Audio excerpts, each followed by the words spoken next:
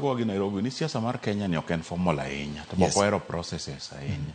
To be ok ober gi kama idwaro ni gik moko ti e yo maber. Kech en very manual, to en very informal be. Koro Nairobi dwaro kama ikete processes.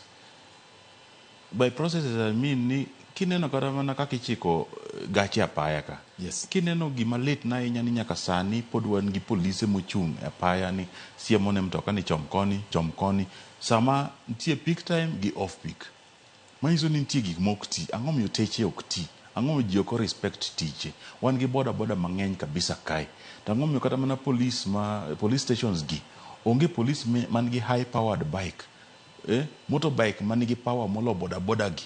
Ma ka nitie traffic offense moro ma boda kata mtoka commit, to onyalo dhi molawe, mokete, mochaje kata omiye ticket e yo mayot. Tang'o miyo kata mana police pod en manual ahinya.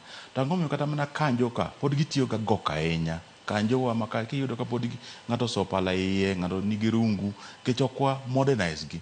Kanjo ma Nairobi kata mana enforcement team ma Nairobi onego bed ni wan gi agreement moro kata gi Kenya Police mondo gibed trained kendo gibed armed kata mana gi bunde, omigi kata mana whip be.